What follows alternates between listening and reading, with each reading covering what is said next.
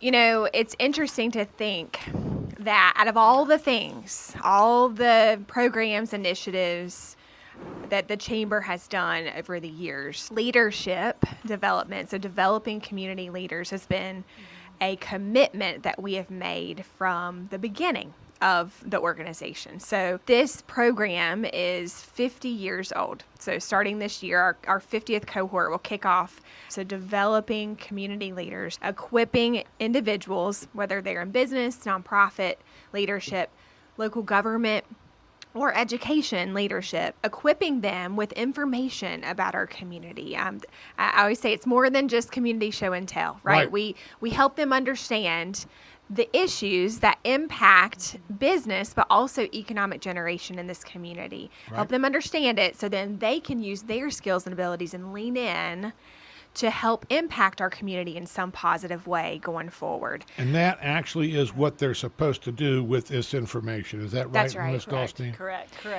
Kim always says, one of her sayings is, now that you know, what are you going to do with that information?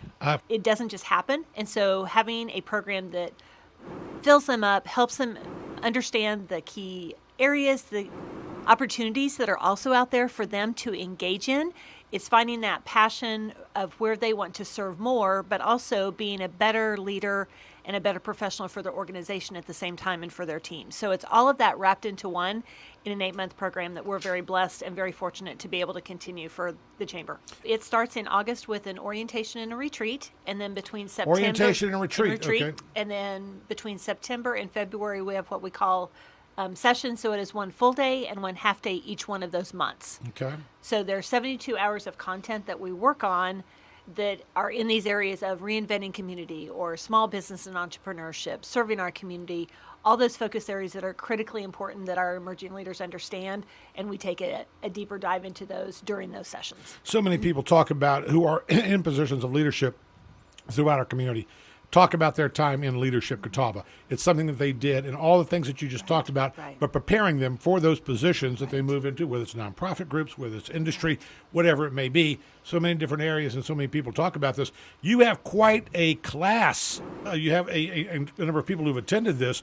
So you have quite an alumni. Right. With and you're going to get all these folks together, right? We are. We are celebrating again cool. 50 years. So now, we're curating our class roster back to 1974. So we have been 74. Wow. Back to that is when it started. Wow. So I believe the oldest one, the oldest class, not the oldest person, the oldest class at this point in time that is coming to our event on July 31st is from 1989. Okay. So we got to go back. Right. So we're continuing to work on that. So this morning, if you're listening and you attended Leadership Catawba, correct, back in the 70s or Absolutely. Back at the original class. Or if you attended it all, let us know. We'd love to get you on our list. We're again curating that whole roster, our yearbook of classes.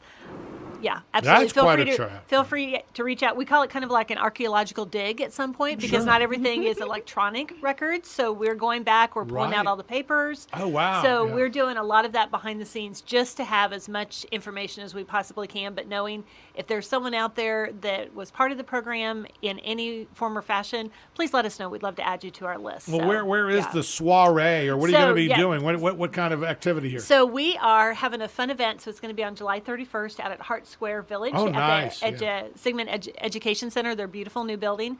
So July 31st, 4 to 6 o'clock. Certainly our target audience is all of alumni that have gone through this because we call it an all-class reunion. But anybody that is a program advocate, anybody that has supported us as a community leader is invited to come. So registration is on our website at this point in time. We're registering through July 19th, but would love to have you there just to celebrate. We'll have a brief program at 5:15 that recognizes the 50th class also, and we'll have a lot of fun engagement, but just a way to reconnect with those that were in your class or from other classes as well is what we're looking for during that time. Some fine sponsors here, too. We won't go over all of them, but just, some who's who. Right, and those are for the program sponsors. Absolutely are critical for us to be able to do this every single year. So they're very generous and very supportive of a leadership development program for our community. And I know we got a lot to talk about this morning, but also I would think that the folks who allow their employees to, and I use the word allow, but really Support, it is a payoff. encourage. It's a support and Absolutely. encourage, because it's a payoff for the company. Absolutely. They may take a look and say, a day and a half, I don't know, that's some time. But I don't know, but every employer that you talk to who have had folks come through this would probably look at it at the end and say, yes, this was a wise investment of our resources, human capital, that we've put into this, because we have somebody now who has come back who knows a lot more about the community.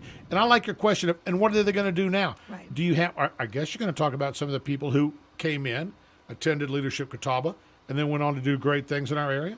Every single one of them is that. There you go. Yeah. But you're right. But you're right, Hal. I mean, if you look around our community, you look in elected positions, you look on nonprofit boards, local boards and commissions through local government, areas in which, helping local nonprofits raise money to support their causes, you see Leadership Catawba graduates all over those areas. And so you're right. I mean, most of the graduates that come through really take that, now that you know, what are you going to do about it, to heart.